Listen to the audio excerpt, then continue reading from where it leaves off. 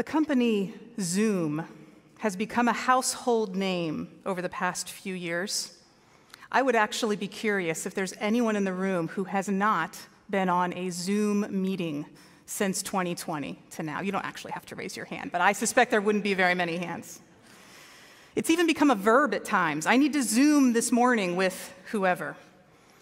Many of us have become pretty familiar with the platform since its rise in popularity during the pandemic, and I mean exponential rise.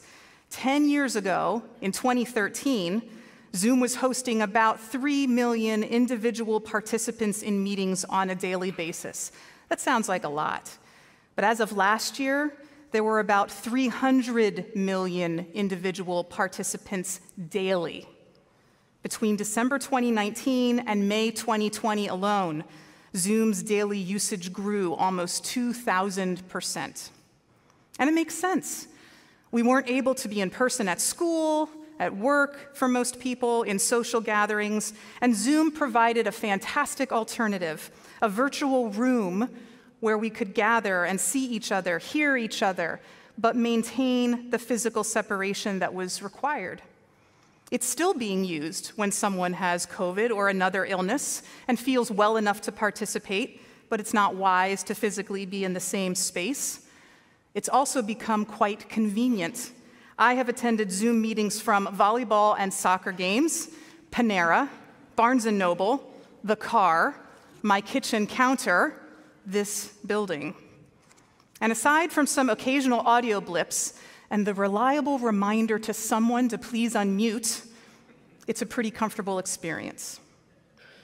Have you ever noticed where your picture appears on Zoom? Can you show the photo? So this is a photo from my computer at our old house in March of 2020. This was, you might recognize some of the faces. This is our youth faith formation class from March 22nd, 2020. This was in the days of novelty where taking a picture of all these people on Zoom together was like, wow. But this is how it's been for a while. And I think some of Zoom's settings have changed, but now, when I join a Zoom meeting as a participant, Zoom will automatically put my camera view as the second box in the top row, right next to the host in the first box. But not everyone's screen view is the same. On your screen, Zoom will put your video as the second box at the top. So each person is actually seeing a slightly different arrangement of people. And I think it's interesting to think about what Zoom is doing there, giving preference to each viewer and making them feel like they are the most important person in the room. You can manipulate the screens by dragging and moving them around, and usually that just affects what you see, not what everyone else sees. But the default is that your camera view is automatically placed next to the host and ahead of everyone else in the room. Interesting that Zoom automatically places me in the best seat at the table. Thank you. Last week, when we were looking at the story of the rich man and the dishonest manager in Luke 16, I mentioned that there are several things that are unique to the author of the Gospel of Luke and the book of Acts. One was economic themes, talking about money, and another was reversals. This text today in Luke 14 brings up a third special characteristic of Lucan writings: food. There are a lot of references to food, meals, feasts, banquets, tables, more in Luke than in any of the other Gospels. Somewhere, as I was looking at lots of stuff to prepare, I think I saw up to 1/5 of the verses in the Gospel of Luke are in some way connected to a meal. Often when I study scriptural texts, I'm looking for something that jumps out as confusing or a unique twist, perhaps a new way to consider the words or the story or the meaning or the moral. In this case, I think it's pretty clear-cut. There are two main parts of the story that Jesus tells after observing the behavior of the guests at the meal, jockeying for position and status. One piece of the story is posed to the guests, and one piece is posed to the host. First, to the guests at the table, Jesus says, "Be humble about where you sit. If you think you deserve to sit in the best seat reserved for distinguished guests, you'll probably be asked to move because you don't know who else was invited, and there are likely more distinguished people than you. And if you're asked to move, that will be super embarrassing, not just embarrassing for you, but for everyone in the room.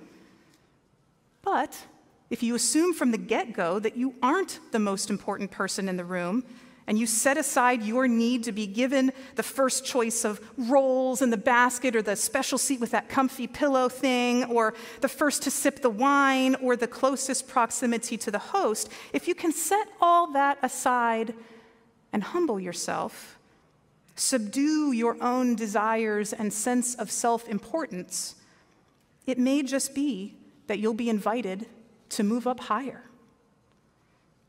Now, I want to clarify that I don't think this is intended to be transactional. It can be dangerous to think, well, I'll pretend like I don't really care, and I'll just sit down here knowing that soon enough I'll be invited up higher. That's not true, authentic humility if the whole purpose of lowering oneself is in order to gain. Guilty. The second piece of the story, to the host. Don't invite the people that are closest to you, the ones that you know the best, the ones that will be able to quickly repay you, invitation for invitation, elevating each other's status along the way. Invite those who really need a meal, who are hurting, those who feel like they are on the outside, those who perhaps require us to reach outside of our comfort zone, our self-imposed or culturally imposed boundaries. Let me go back for a second. I mentioned the word status, and I think that requires some additional explanation. Ancient Rome in the 1st century, the context for Jesus' life and ministry, was a culture that was built on honor and shame. One's status was determined by class and wealth, and also, perhaps more importantly, by honor. One's identity, who one actually understood themselves to be, was largely defined by the group, based on comparing one's honor to others and always working to increase that honor. From New Testament scholar Michael Gorman, quote, "Simply defined, honor and shame refer to the ongoing attribution or loss of esteem by one's peers, family, social class, city, and so on. In Roman society, this respect was based primarily on such things as wealth, education, rhetorical skill, family pedigree, and political connections. These were the culture's status indicators. In this context, self-esteem would be conceived of as a ridiculous oxymoron. The only esteem one has is bestowed not by the self, but by the group. In this environment, peer pressure is not negative or something to avoid, but is viewed as appropriate and welcome." End quote.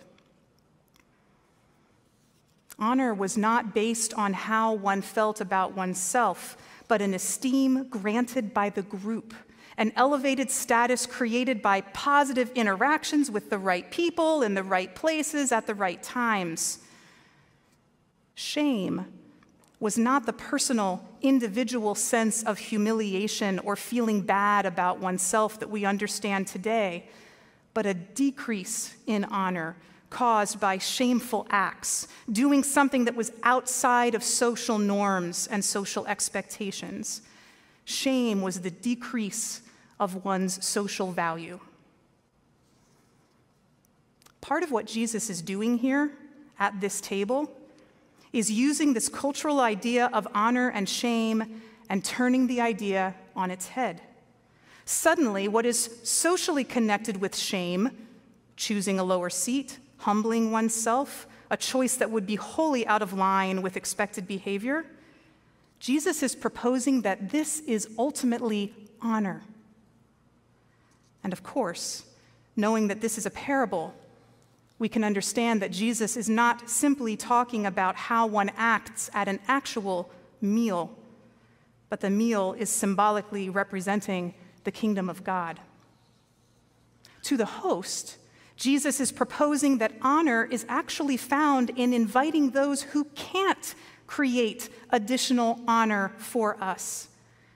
Inviting our friends and family, those who will talk us up, invite us back the following weekend or at the next wedding, proving our worthy connections and status, that is the social norm. But Jesus says not to invite them. Instead, true honor, honor in God's kingdom, is found by intentionally inviting those who cannot repay you, those with different experiences and perspectives on the world, those who don't see eye to eye, those on the outside. In God's kingdom, in God's economy, honoring others instead of seeking it out for ourselves is the new value. Yielding our own desires, our own understanding to an expansive new understanding of what is actually important, what is actually valuable, what actually creates status in God's terms. I think about how this plays out in our modern context. It can be easy to say, well, we don't operate out of an honor-shame culture anymore, so this isn't an issue for us. We are much more inclined to humble ourselves and lift others up, right? We're more egalitarian, more socially aware. And certainly at a wedding feast, which is the context that Jesus lays here, well, that doesn't apply in the same way, because obviously at a wedding in this century, we are going to invite our family and friends. So we can probably write the whole thing off as a nice idea, because Jesus must be talking about some other people in some faraway place at some other time long ago. We can reason out that this is only marginally applicable. We'll do the best we can. Please know that I'm not suggesting you don't invite your family to your wedding or your child's wedding. But I think about the ways that we might screen others to determine if we should really humble ourselves to this guest or that guest. It's all fine and good if I feel a strong relational connection to that other guest, if the other guest deserves it, if they've worked hard enough, if they agree with us politically, if they can demonstrate that they are really in need and it's not just a scam, if they are really thankful that I gave them that seat afterwards and they express that gratitude, if they compliment us and make us feel good. And then I look again at verse 11. All who lift themselves up will be brought low, and those who make themselves low will be lifted up.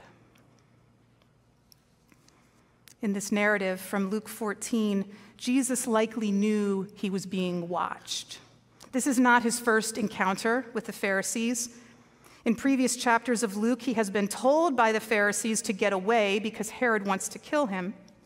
The Pharisees have been hostile with him and questioned him after he warned them with repeated "woe to you" exclamations, critiquing their behavior and practices. There's tension there. And yet he continues to come to the table with the Pharisees. Are we that brave? Are we willing to spend time with those who would critique us, disagree with our theology and our practices, our beliefs and sense of identity, and disagree not just quietly, but perhaps loudly and publicly? And the flip side of that, if we spend time with those who see the world differently, Are we willing to take the risk of that action being misunderstood? What will people assume about us? Will they understand our motivations? It's messy.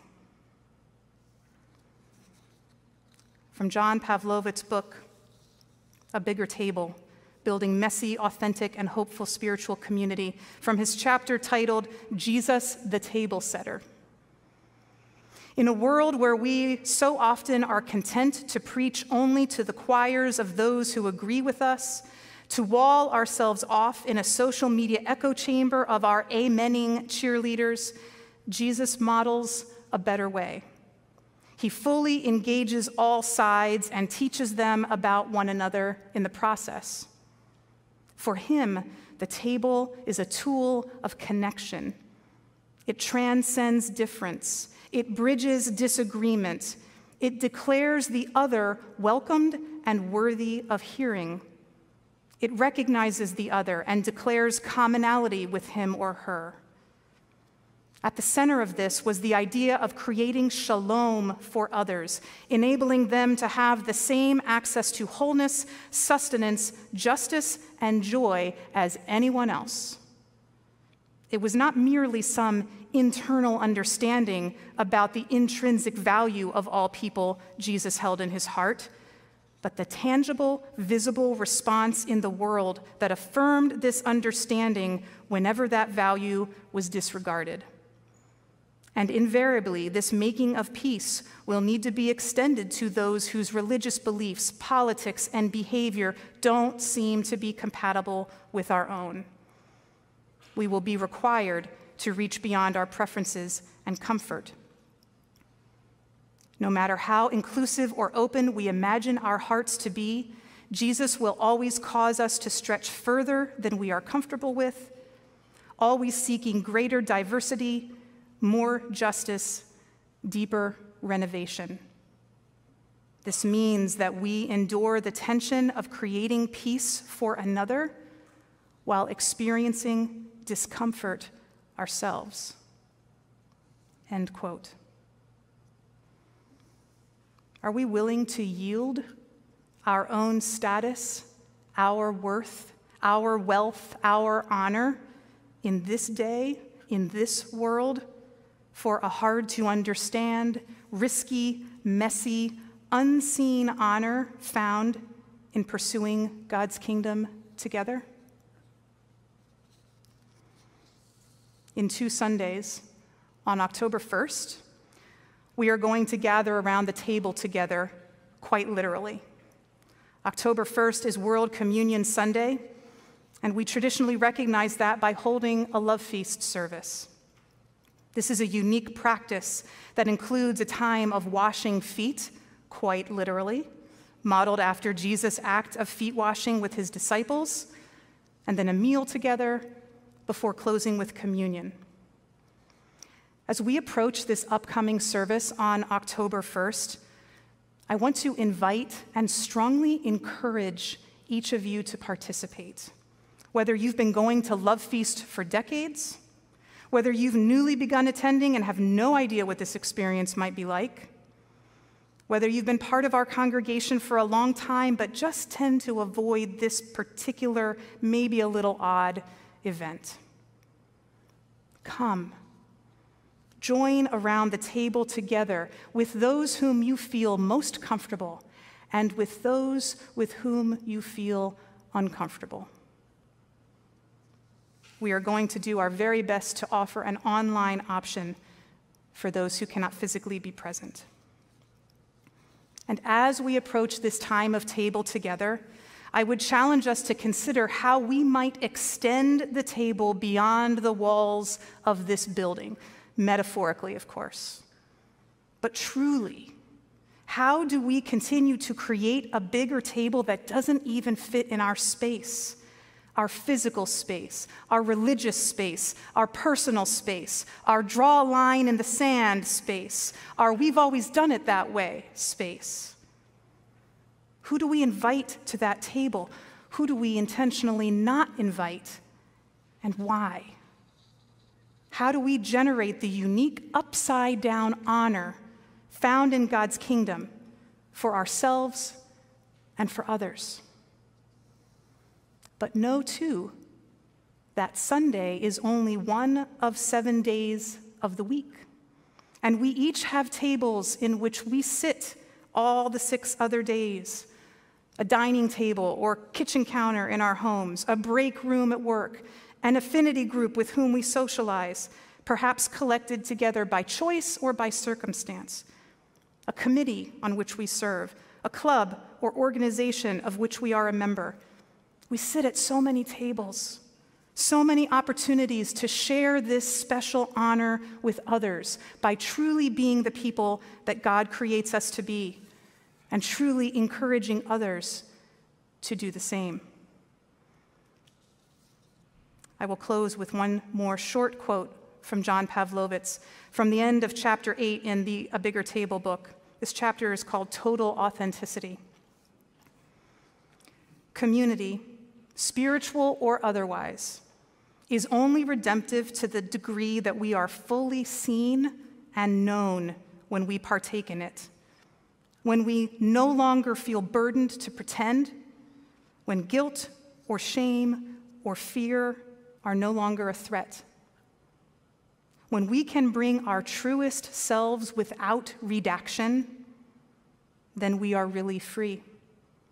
This is the table that Jesus invites us to. This is the table his example demands we set for the world. May it be so.